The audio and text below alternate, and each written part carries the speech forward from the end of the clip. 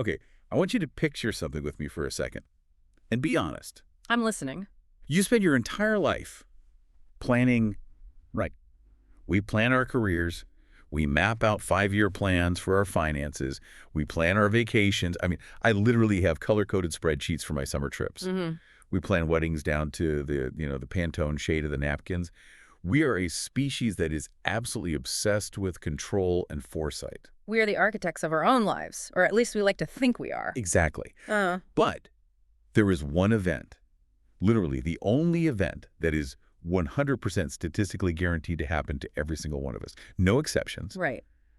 And yet we treat it with this almost aggressive denial. It's like, if we don't look at it, it won't see us. The ultimate blind spot. It really is. Okay. And today, we are forcing ourselves to look. We are ripping the Band-Aid off. We're doing a deep dive into the death care industry. And I can hear the listeners reaching for the skip button right now. Do it. Do not hit skip. No, really? Because I think people assume this is going to be gloomy.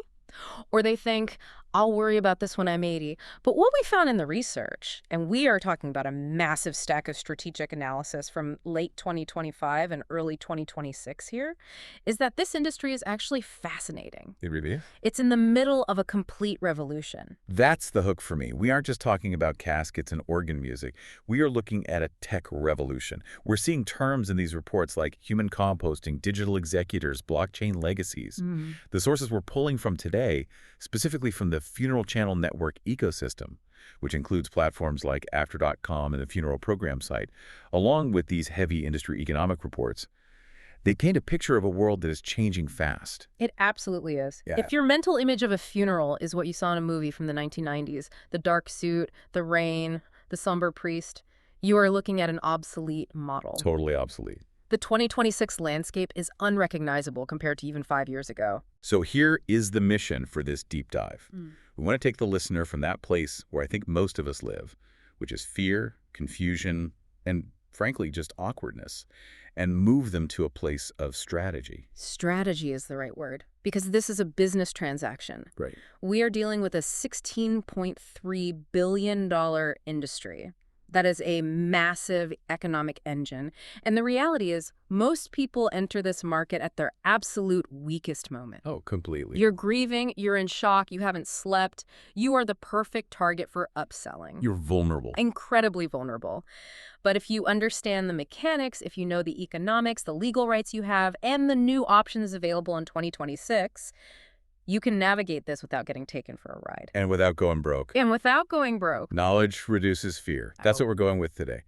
So let's stop skirting around the edge of the pool and dive right into the deep end. I want to start with the moment the clock starts ticking. The acute phase. The sources describe the first 24 hours after a loved one dies as disorienting and unreal. And having been through it, I can say that is an understatement. It feels like the world has tilted on its axis. It's physiological. The source material talks about this. Your brain is actually struggling to process the reality of the loss. You are in a state of shock. Right. And in that specific biological state, you are susceptible to what the industry calls the myth of urgency. The myth of urgency. Break that down, because I feel like I know exactly what that is. That feeling of, I need to fix this now. Precisely. It's this artificial pressure cooker. Families feel like they have to make, and this is a real number from the industry data, about 125 decisions in the first 48 hours. 125 decisions. Easily. Think about it. It's not just burial or cremation. It's what specific casket, what kind of lining in the casket, what clothes, Oh my God. glasses on or off, what Right. music, which specific version of the song, open casket or closed, what about the obituary, which paper, how many days, who are the pallbearers. Okay, my heart rate is going up just listening to you list those. And that's the point. If you try to answer all 125 of those questions while you are still sobbing, you will crash. The sources emphasize that this pressure is largely internal. Right. It's what you think you should be doing. Or, let's be honest, sometimes it's projected by a funeral director who wants to get the contract signed. So let's pump the brakes. We need to be the voice of reason here. According to the guides from the Funeral Program site and Actor.com, what actually needs to happen right now? Right now. If I'm in that first hour, what is essential? It turns out the list of must-dos is incredibly short. We call it the only 3 things rule. Only 3. I like that. Just 3. Everything else can wait. Number 1, the pronouncement of death. Okay, walk me through that.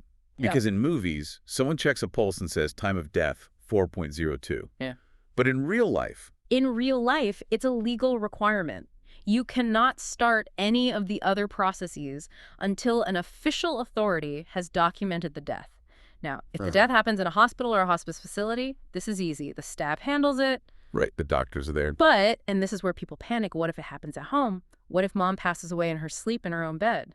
Do I call 911? That is the big question. If she was on hospice care, the answer is usually no.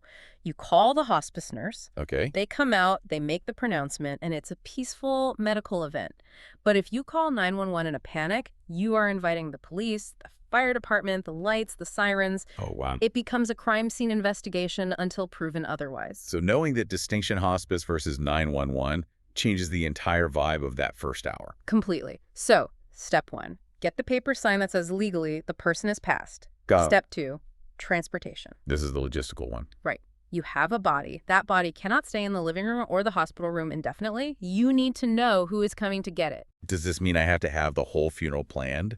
Do I need to know the flowers and the music right then? No. And that is the crucial misunderstanding.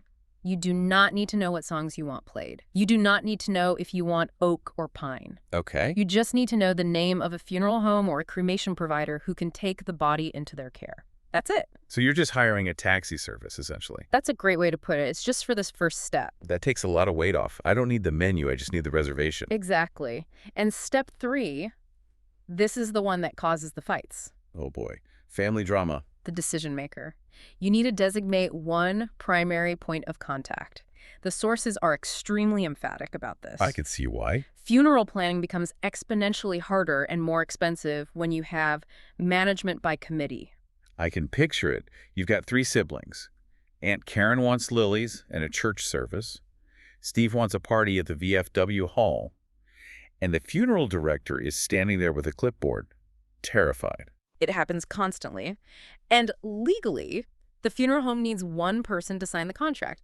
If you have 3 people calling with 3 different instructions, the funeral home will actually pause everything. They'll just stop. They'll stop. Yeah. Because they don't want to get sued by Steve because they listened to Aunt Karen. So in that first 24 hours, you basically need to have a huddle and say, okay, Sarah is the captain. All requests go through Sarah. Yes. Designating that voice stops the chaos before it starts. And that's it. Just those 3. Pronouncement, transport, decision maker. If you do those 3 things, you have survived the crisis. You can go home, take a shower, and sleep. You don't need to pick the casket today. That is such a relief to hear. It's like strictly triage. You don't have to build the whole house in a day. You just need to pour the concrete for the foundation. Well said. This actually leads perfectly into a concept I found really helpful in the source material, the layered approach. Yes, this is a great framework. It comes from the funeral program site's educational resources. It's essentially applying project management techniques to grief. Which sounds cold, but when you're drowning, you need a raft. Break down the layers for us. So layer 1 is what we just discussed. Immediate logistics. Transport, the death certificate info, and the basic choice of body or ash. Burial or cremation. Right. That's the base layer. You don't move up until that is solid. Okay. Layer 1 is secured. Then you take a breath. Maybe a day passes. Now you move to layer 2, service structure. So when and where? Exactly. When is it? Is it Friday or Saturday? Where is it? Church, chapel, or park? What type of service is it? Is it formal? Is it casual? And layer 3. Layer 3 is the personal touches. This is the frosting, the specific music tracks, the photo collage, the font on the printed programs, the type of flowers. Oh, all the details. The mistake people make, the reason they have breakdowns in the funeral home office, is that they try to do layer 3 while they are still struggling with layer 1. They're arguing about the fonts in the program before they've even decided if they were doing a burial or cremation. Exactly. They are trying to decorate a house that doesn't have walls yet.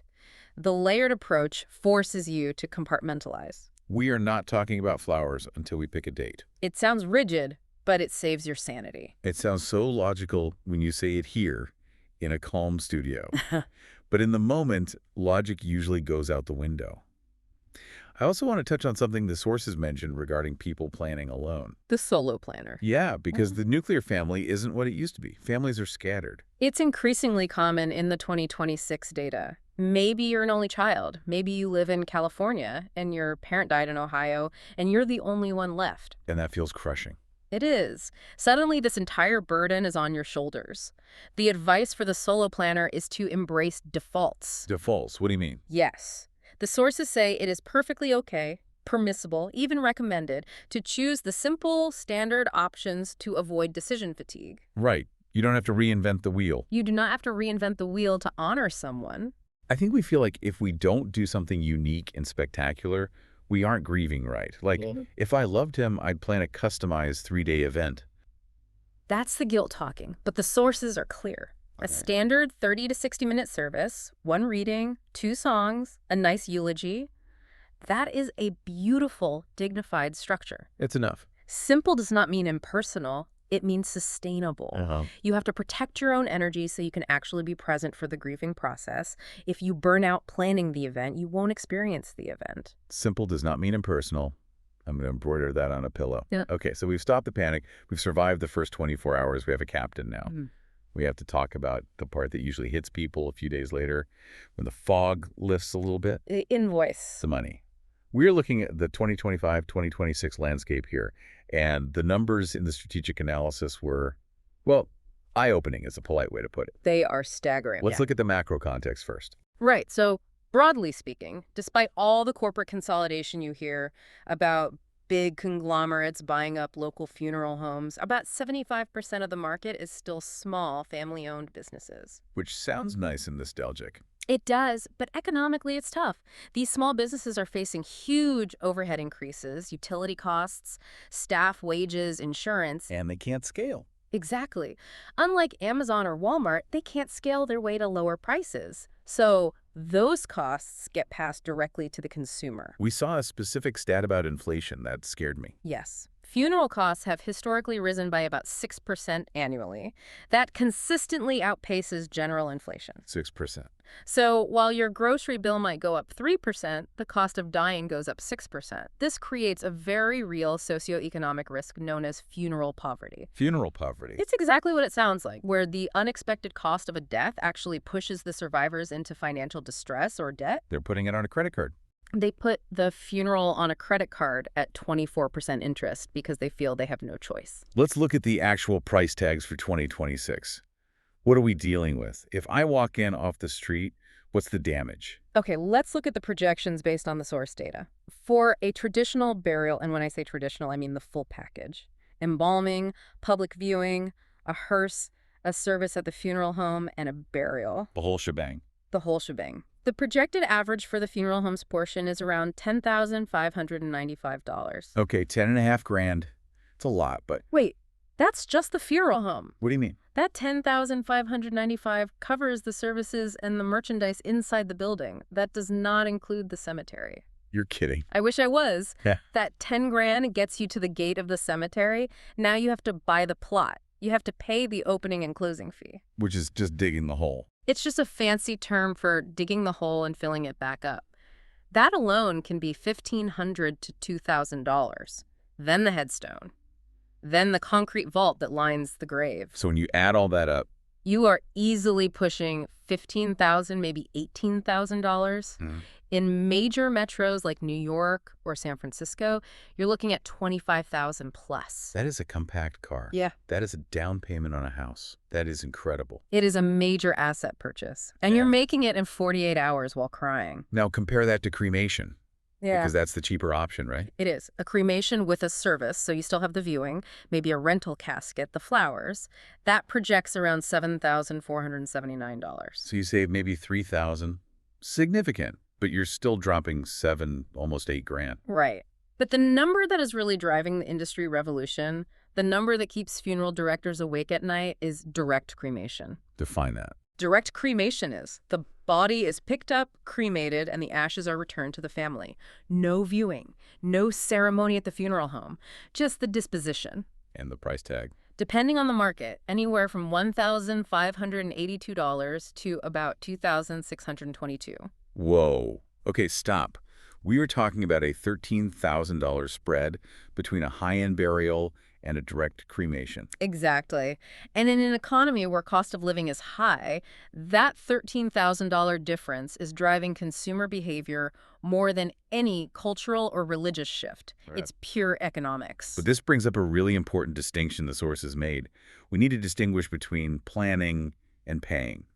Because I think people use the terms interchangeably. Oh, I pre-planned my funeral. They do, and they are very different animals. Break it down. Pre-planning is logistics. It is simply writing down your wishes. I want to be cremated. I want Stairway to Heaven played. I want my ashes scattered in You Yosemite. can do that on a napkin. You can do this today on a napkin for free. And everyone should do that. It reduces the stress for your survivors by 90% because they aren't guessing what you wanted, Right. but it doesn't pay the bill. Right. Writing it down doesn't write the check. That is pre-funding. Pre-funding is the financial strategy. It's actually transferring money now to cover the cost later. And there are ways to do this that are smart and ways that are risky. Very risky. Let's talk about the smart way. The industry standard is a guaranteed pre-need contract. This basically locks in today's price. Okay. So let's say a funeral costs $8,000 today. You pay that $8,000 to the funeral home now. They put it in a trust or an insurance policy. If you die in 10 years, and because of inflation, that same funeral now costs $14,000, your family pays nothing. You beat the inflation. You hedged against that 6% annual hike. The funeral home eats the difference. That sounds great. Where's the catch? The catch is portability. We live in a mobile society. You buy a plan in Ohio when you're 60, then you retire to Florida at 70. Does the plan move with me? Not always, and even if it does, the new funeral home in Florida might not honor the guaranteed price. They might just give you the cash value of the policy, which might be less than their current prices. So you lose that inflation hedge. You lose the hedge, so if you're planning to move, be careful with prepaying. Verify the portability. Get it in writing. There was also this fascinating financial hack mentioned in the sources regarding Medicaid, the Medicaid spend down. This sounded like a cheat code for a very specific, very difficult situation. This is critical. Listen up if you have aging parents. This is one of the most important financial tools available. Set the scene for us. Okay, your parent needs to go into a nursing home, long-term care. It costs $10,000 a month. Unaffordable for most people. Nobody can afford that for long. So eventually you want Medicaid to pick up the tab. But Medicaid is for people with low income and low assets. Right. To qualify, you basically have to be poor. You have to lower your countable assets below a certain limit, often around $2,000. So if mom has $12,000 in her savings account, she's too rich for Medicaid, but too poor to pay for the nursing home. She's in the gap. Correct. So she has to spend down that money. Now, she could buy a new TV or clothes, but that's wasteful. Here is the hack. You are legally allowed to take that extra $10,000 and put it into an irrevocable funeral trust. Irrevocable being the key word. Yes. You give it to the funeral home or a trust company. It is locked tight. You cannot get it back. And because you can't get it back. The government says, okay, that's no longer an asset.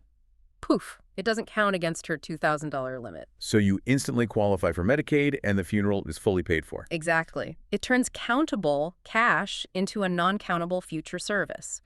It's a perfectly legal way to protect the estate's value while qualifying for necessary health care. That is brilliant. It connects the funeral industry to the broader healthcare puzzle in a way I never thought about.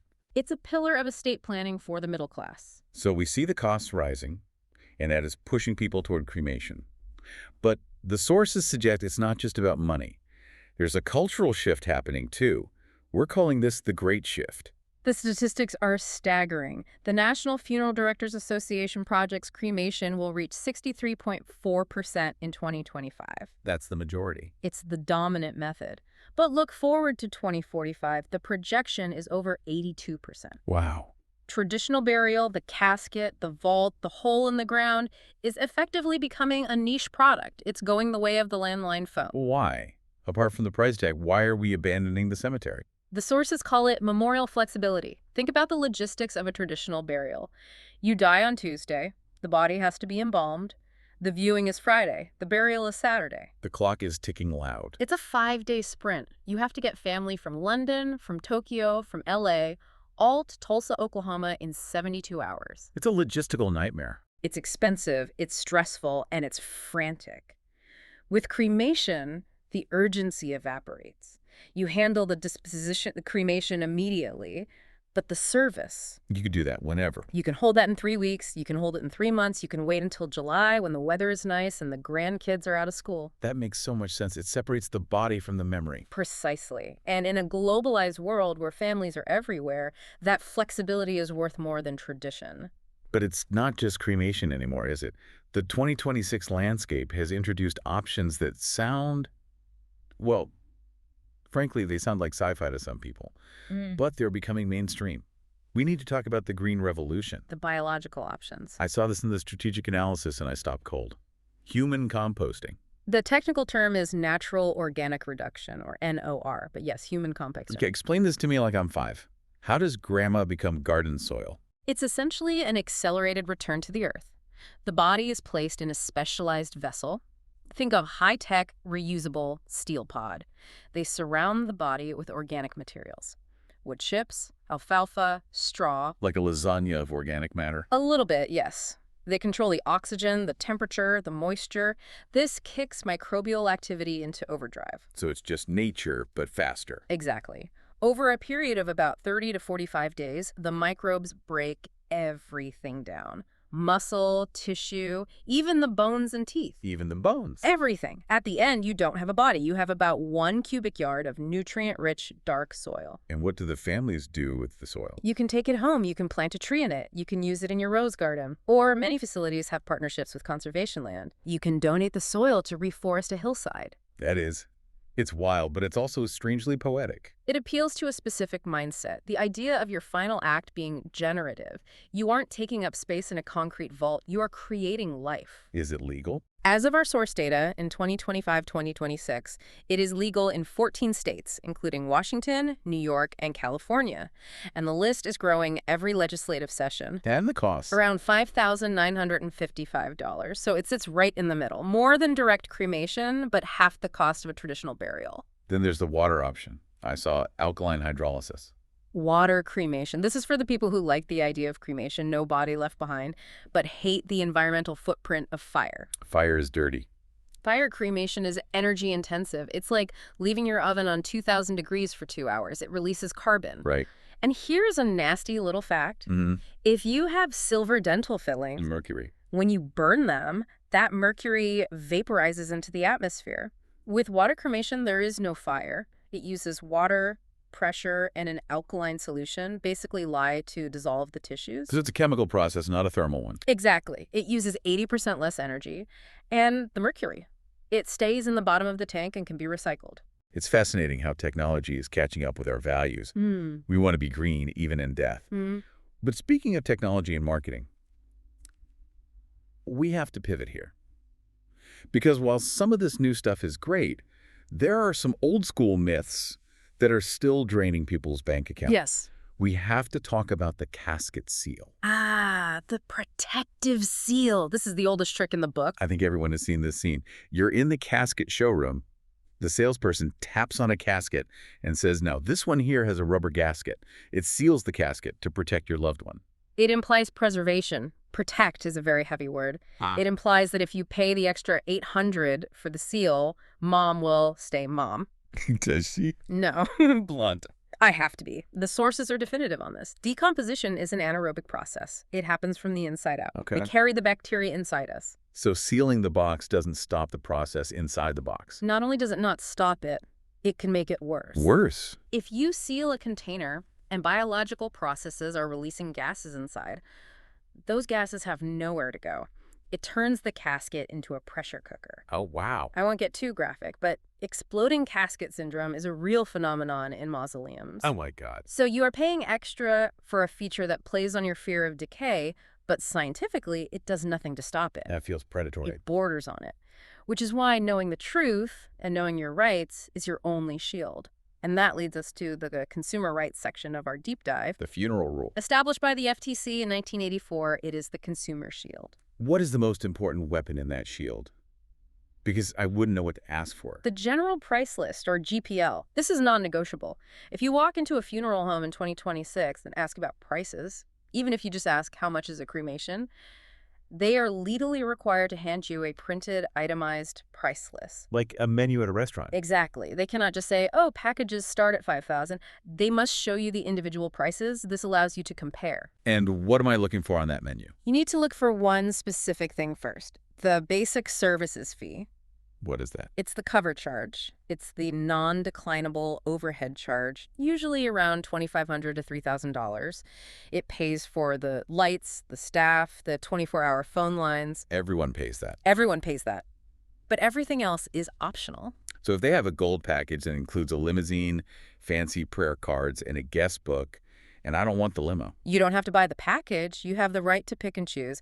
I'll take the cremation and the urn, hold the limo. You are in charge. And here is another big consumer, right from the sources that blew my mind. Third-party casket. Whoa, this is a Costco rule. Can I really buy a casket at Costco? You can. You can buy one at Costco, Amazon, or from a local woodworker down the street. You can save thousands of dollars this way. But doesn't the funeral home hate that? They might not love it because they lose the profit margin, but here is the law. They must accept it. They cannot refuse it.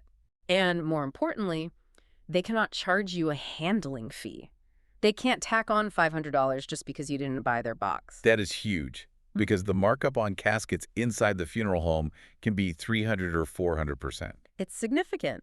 So knowing you have the right to shop around is a game changer. Also, watch out for misrepresentations about embalming. Is embalming required? I feel like we're told it's a public health requirement. That is the myth. The sources are clear. Embalming is rarely required by law. Usually it's only mandatory if you are transporting the body across state lines on an airplane, or if there is a long delay before a public viewing. So if I'm just doing a cremation in 3 days, You do not need it. if I'm doing a closed casket, You do not need it. if I'm doing a green burial, You definitely don't want it. Refrigeration is the legal alternative in almost every state. so if a funeral director tells you it's mandatory, If a funeral director tells you embalming is mandatory for health reasons in a standard situation, that is often a red flag that they are trying to upsell you an $800 service. that is such important information. Okay. So we've navigated the costs, the options, and our rights. We've managed to save a few $1,000s and avoid an exploding casket. Right. Now, we enter the phase that I think surprises people the most. The paperwork. The administrative nightmare. I've heard people say the grief is hard, but the admin is what breaks you. It's the business of closing a life. It's tedious, it's bureaucratic, and it's emotionally draining. And it all starts with the death certificate. The golden ticket. It really is. You cannot do anything without it. You can't close a bank account. You can't claim life insurance. You can't sell a car. You can't even cancel a gym membership sometime. How many do I need? Because they cost money. Right. They are usually $15 to $25 each. But the advice from the sources is consistent. Get more copies than you think you need. Like 5. Try 10, maybe 15 if the estate is complex. And they must be certified copies with the raised seal. Not photocopies. No, the bank will not accept a photocopy. And here's the kicker. Some institutions, like insurance companies, will require you to mail them the original, and they often do not send it back. So you burn through them. You burn through them fast. That is good to know. And there is a grim, dark reason we need to close these accounts quickly. We need to talk about identity theft. It's a sad reality of the modern world. Identity thieves scour obituaries. They see John Smith, 1950 to 2026, and they know that John Smith isn't checking his credit report anymore. That is incredibly dark, robbing the dead. It is. They open credit cards, take out loans. By the time the family realizes it, the estate is in debt. And so what is the defense? The sources recommend a specific notification network. Step 1, Social Security. You must stop benefits immediately. Why? If a check comes in after the death, say he dies on the 29th and the check comes on the 1st, and you cash it, the government will come back for it. It's called an overpayment. And untangling that mess with the Treasury Department is a nightmare you don't want. Okay, so stop the government money. Who else? The credit bureaus. This is the big one. Equifax, Experian, TransUnion. You need to call them and formally notify them to flag the file as deceased. Does that lock it? It freezes the credit. It means if a thief applies for a Visa card in John's name, the system rejects it immediately. And the mail. Yes, the USPS. Forward the mail to the executor's house. If the house is empty and bank statements are piling up in the mailbox, that is a physical invitation for fraud. Now, in 2026, we have a new layer of admin that didn't exist 20 years ago. The digital legacy. This is the new frontier. We live our lives online. Photos, emails, cryptocurrency, social media. And the problem is when we die, those accounts are locked. They are locked tight. And the terms of service for most platforms, Apple, Google, Facebook, technically say that the account is non-transferable. So my kids can't just log in as me. Technically, that violates the user agreement. And more practically, if they don't have the password, the companies will not give it to them. They won't. They value privacy over inheritance. If you don't plan for this, your family could be locked out of your photo library forever. That is terrifying. I have 10 years of photos that only exist on the cloud. So what is the solution? The sources suggest appointing a digital executor. This is a specific role in your estate planning, someone who has the legal authority and the passwords to manage your digital life. And the platforms have tools for this now, right? They do. Apple has the legacy contact. Facebook has the legacy contact as well. Google has the inactive account manager. How do those work? You set them up right now while you are alive. You go into settings, you pick a contact, say your spouse. It generates a special access key. Okay. If you die, your spouse presents that key and the death certificate to Apple, and Apple legally unlocks the account for them. Listeners, if you take one thing away from this deep dive today, go set up your legacy contact. It takes 5 minutes. Do it while you're listening to this show. And use a password manager. And make sure the emergency access feature is enabled so your designated person can get into the vault if you aren't there. Okay, we've covered the hard stuff. The money, the laws, the paperwork, the digital ghosts. Let's talk about the human side, the ritual. Because even with all this tech and composting and efficiency, we still need to say goodbye. We do. Humans are ritual animals. We need a closing ceremony. But the way we are saying goodbye is shifting from funeral to celebration of life. I feel like celebration of life used to be a euphemism, but now it's a distinct genre of event. It mirrors the decline in religious affiliation. About 28% of the U.S. is religiously unaffiliated now, so the liturgy, the standard church service, the hymns, the scripture, it just doesn't resonate as much for a lot of people. So who runs the show if not a priest? We are seeing the rise of the certified funeral celebrant. A celebrant? What is that? It's a professional trained in storytelling and ceremony. Their job isn't to preach dogma, it's to tell the story of the life. They interview the family, gather the anecdotes, the funny ones, the sad ones, and weave a narrative. It's much more personalized. It is. It's less about where is the soul going and more about who was this person. It focuses on the biography, not the theology. And tech is playing a role here too. Live streaming is now standard. It's in about 50% of funeral homes. If you have family in Europe or Asia, they can attend virtually. It makes the event global. Right. And we're even seeing QR codes on headstones. QR codes on headstones. You're joking. I am not. You walk through a cemetery, you see a code on the granite, you scan it with your phone, and it takes you to a permanent memorial website. You see the person's biography, photos, maybe a video of them speaking. It turns the cemetery visit into an interactive history lesson. It keeps the memory alive in a dynamic way. That is wild. Yeah. But even with all this new stuff, the sources, specifically the funeral program site, made a really interesting point about the value of structure. Because I think we assume casual means unplanned. Yes, that is a trap. In a casual celebration of life, it's easy to lose the thread. People just standing around a bar drinking wine can feel aimless. The source argues that structure creates calm. People need to be told what to do. They do. They are grieving. They are awkward. They need a guide. And that's where the Humble Funeral Program comes in. Exactly. A printed program acts as a roadmap. It tells people what to expect. We are going to have a welcome, then a song, then a toast, then food. It orients the guest. It lowers the anxiety in the room. And a practical tip from the source that I loved. Yeah. You don't need to print 200 programs. Right. Print one program per household, not per person. You save money, and usually families share. It's a small detail, but it helps the budget. Smart. Finally, we have to talk about what happens after the service. Because the grief doesn't end when the guests leave and the tuna casserole is gone. This is the aftercare phase. And this is where the system often fails people because the casserole stopped coming after 2 weeks. But there is help available that people don't know about. An important thing to know is that if you used hospice, and many people do, the hospice provider is actually required to offer bereavement support for 1 year after the death. 1 full year. Yes, it's part of the Medicare requirement, so do not hesitate to call them back 3 months later if you are struggling. They have counselors on staff for this. And for specific types of loss, there are incredible organizations out there mentioned in the Funeral Channel Network resources. TAPS, Tragedy Assistance Program for Survivors, is the gold standard for military loss. The Dougy Center is amazing for children and teens. They understand that kids grieve differently than adults. Mm-hmm. And the Tears Foundation provides help for infant and child loss, which is a very specific, difficult type of grief. It's good to know those exist. It is. You are not alone in this. So we've been swimming in the deep end of the Funeral Channel Network source material for the last hour. My head is spinning a little, but in a good way. What does this all mean? I think the big takeaway is that knowledge empowers you to take control. Yeah. The industry is shifting from tradition and obligation to personalization and efficiency. Right. You have more choices in 2026 than ever before.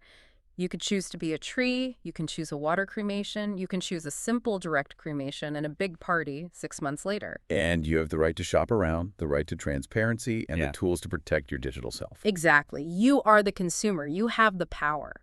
Before we go, I want to leave the listeners with a thought. You mentioned something earlier about legacy management. Yes. I want to pose a question based on the strategic analysis we looked at. We spend a lifetime curating our digital identity, our Instagrams, our emails, our texts. We spend a lifetime building our physical homes. Mm-hmm. In 2026, funeral planning isn't just about burying a body. It is about legacy management. If you disappeared today, right now, would your family have the password to your memories? Or are they locked in a cloud server forever? Oof, that hits home. It's not just about the money. It's about access to the story of who you were. That is the perfect place to leave it. Go have the talk with your family. I know it's awkward, but do it. It's the greatest gift you can give them. Thanks for joining us on this deep dive. We'll see you next time. Take care.